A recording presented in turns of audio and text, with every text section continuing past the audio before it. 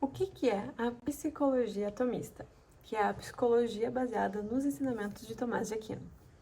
A maioria das abordagens psicológicas começa ou pelo comportamento, que é o behaviorismo, ou a teoria cognitivo-comportamental, ou pelo inconsciente, que é a psicanálise, ou pelas emoções, ou pelos padrões de ensinamento, de pensamento. Mas a psicologia atomista, ela começa com uma pergunta anterior a todas essas, que é: o que é o ser humano? E essa diferença muda tudo. Existe uma palavra grega que Aristóteles usava para designar a finalidade de algo, que é telos. Todo ser tem um telos, que é uma direção natural para a qual tende quando se desenvolve plenamente. A semente tem como telos a árvore. O filhote tem como telos o animal adulto. E o ser humano, qual é o telos? Qual é a finalidade? Para que a gente se desenvolve? Para Aristóteles, o telos do ser humano é a eudaimonia, que é a felicidade plena. Mas não é felicidade no sentido que a gente conhece no nosso mundo atual, de ser feliz, de estar alegre. Não, é uma felicidade plena. Sabe aquele momento em que a gente respira fundo e a gente sabe que a gente está no caminho certo, né? Não, então, esse não é o prazer, não é a ausência de dor, não é o sucesso social. É a realização plena daquilo que a gente foi feito por natureza, um ser racional, social e ordenado ao bem. Essa ideia, ela parece simples, mas ela tem uma consequência enorme para a psicologia. Se o ser humano tem uma finalidade, então o sofrimento humano pode ser compreendido como um desvio dessa finalidade e o tratamento como um retorno a ela. Então, é apenas aliviar o sintoma, é restaurar a direção. Então, o que Tomás de Aquino acrescentou a essa ideia do Aristóteles? O Aristóteles ele construiu a base, mas Tomás de Aquino, no século XIII, ele foi muito além, porque ele fez algo extraordinário.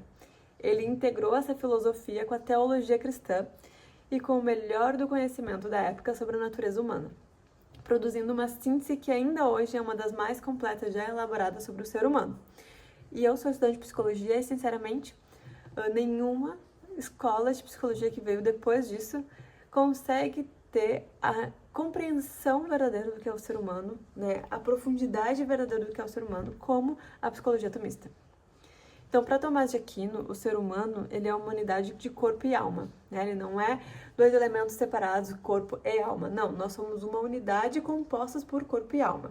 Nós não somos dois seres separados que coexistem, nós somos formados por um único ser de matéria e forma que se integram de modo inseparável. Sofrer no corpo afeta a alma e sofrer na alma afeta o corpo. Não há divisão estanque. Hoje em dia a gente tem muito essa visão dualista, que veio muito com Descartes ali, sobre como nós somos dois seres separados, O corpo é uma coisa e a alma é outra, e Tomás de Aquino, ele tem esse pensamento de que isso não existe, nós somos um ser único. E além disso, Tomás aprofundou a compreensão das potências da alma, que são as capacidades que nos tornam humanos, a razão, a vontade, os apetites, a memória e a imaginação. E mostrou como o equilíbrio ou desequilíbrio entre essas potências se manifesta na vida concreta de cada pessoa. É dessa síntese entre Aristóteles e Tomás de Aquino que nasce a psicologia atomista. E o que então diferencia a psicologia atomista das outras abordagens, que eu já comentei, psicanálise, TCC, humanismo? Não se trata de rejeitar a psicologia moderna, tá? A psicologia atomista, na verdade, ela reconhece o valor das muitas descobertas contemporâneas, principalmente da neurociência, da psicologia cognitiva e da psicologia clínica. Mas o que ela oferece é algo diferente, que é um fundamento.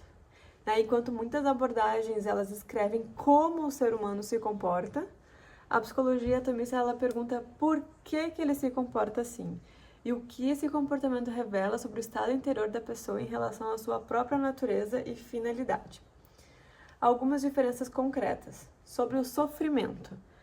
Para a psicologia atomista, o sofrimento psicológico não é apenas um conjunto de sintomas a eliminar.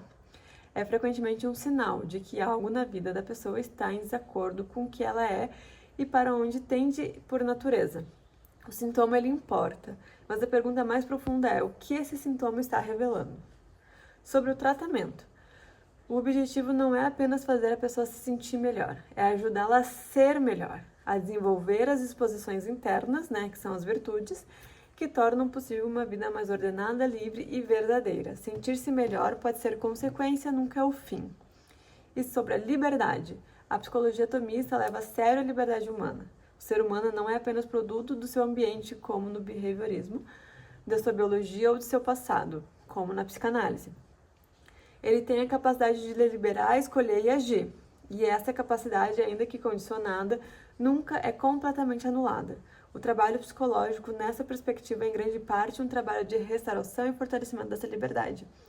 Por exemplo, a psicologia também não nega que o passado tem uma influência, que o ambiente tem uma influência na vida da pessoa, mas ela sabe que essa pessoa ela é livre para agir e mudar o seu contexto atual. E sobre a pessoa, né, o último ponto aqui, é que o ser humano ele não é reduzido a um conjunto de processos cognitivos, neurológicos, comportamentais. É uma pessoa, um ser singular, dotado de razão e vontade, ordenado ao bem e capaz da verdade. Essa visão muda completamente a forma como o psicólogo se relaciona com quem está à sua frente. As potências da alma, então, um mapa do interior humano. Um dos conceitos mais úteis que a psicologia atomista herda de Aristóteles e Tomás de Aquino é a teoria das potências da alma. Simplificando sem distorcer, a alma humana ela opera por meio de diferentes capacidades, que Thomas organiza em 3 níveis, tá? O primeiro é o nível vegetativo, que é aquele que a gente tem em comum com as plantas, que ele corresponde às funções que compartilhamos com todos os seres vivos. Nutrição, crescimento, reprodução é o nível mais básico da vida. O nível sensitivo, que é aquele que a gente compartilha com os animais, que ele corresponde às funções que compartilhamos com os animais, de percepção sensorial, movimento, apetites, emoções.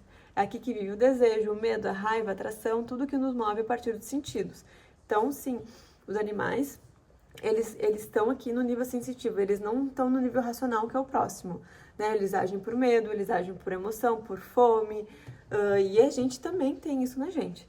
E aí o nível racional, que é o nível mais alto, que daí apenas nós, seres humanos, estamos neste nível, que é a capacidade de conhecer por conceitos, intelecto, e de querer em função do bem conhecido, vontade.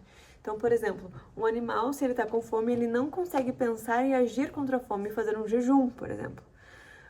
Ele vai sempre buscar a comida. A gente não, a gente pode estar com fome, que é o nosso nível sensitivo, e a gente pode agir contra esse nível sensitivo por causa do nosso intelecto.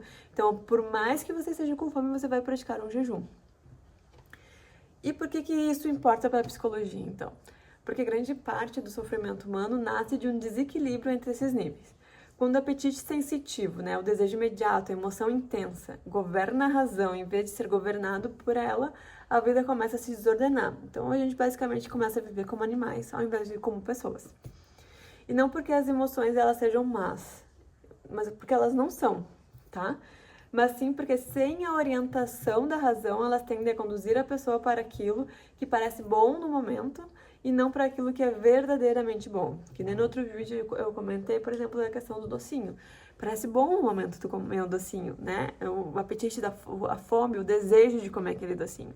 Mas que a longo prazo não é um bem verdadeiro, né? Não é bom verdadeiramente para ti comer aquele docinho. Então, apesar da gente querer comer aquele docinho naquele momento, a gente consegue pensar e agir contra isso. E aí, por que então, a psicologia, né, é uma abordagem rara e por que importa a gente pensar nela? Na psicologia atomista, né? Não é porque ela é obscura ou ultrapassada, coisa da Idade Média, não tem nada a ver com isso. Mas porque exige uma formação dupla, sólida em psicologia e sólida em filosofia clássica. E poucos profissionais, eles percorrem esse caminho. E é justamente por isso que é uma lacuna, né, enorme no mercado de ideias e na clínica também. Eu hoje estudo psicologia, tive que pausar minha faculdade de filosofia por causa do meu filho, porque eu não ia dar conta. Mas eu ainda pretendo terminar de filosofia e seguir esse caminho. E conheço apenas mais uma pessoa que faz isso, tá bom? Vivemos em um tempo em que a ansiedade ela é uma epidemia. A indecisão é crônica e a sensação de viver sem direção é quase universal. As respostas que o mundo oferece são, em sua maioria, superficiais. Técnicas de respiração, hábitos de produtividade, mindfulness desconectada de qualquer visão do ser humano. Não que essas ferramentas sejam inúteis, mas elas não chegam à raiz. A psicologia atomista ela chega. Porque ela começa com a pergunta certa. o que é o ser humano e o que ele precisa para florescer. E o que então eu estou me propondo a fazer nesse espaço? Criei esse canal no YouTube, também tem um site em que eu posto os artigos que viram os vídeos daqui. Tudo isso nasceu da convicção que eu tenho de que a psicologia, ela precisa ser profunda e para isso ela precisa da filosofia. Hoje eu vejo, a gente não estuda nada de base filosófica na faculdade de psicologia, não existe nenhum entendimento sobre a alma humana na faculdade de psicologia e eu percebo o quanto que isso cria profissionais despreparados, de verdade, assim. E a filosofia, para ser viva, ela precisa também de uma aplicação na experiência concreta. E o que tu encontra aqui no meu canal e no meu site não é autoajuda com verniz filosófico, né? É uma tentativa séria de pensar o ser humano à altura do que ele realmente é, usando as ferramentas mais precisas que a tradição ocidental desenvolveu para isso. Né? Aristóteles, Tomás de Aquino e a psicologia como ciência de que nos forma, nos deforma e nos restaura. Se você chegou até aqui, você já sente que precisa mais do que técnicas, mais do que análise do inconsciente. Você carrega perguntas profundas que você não está encontrando as respostas. Então, esse espaço para você. Curte esse vídeo, se inscreve no canal e continua aqui comigo. Tchau, tchau!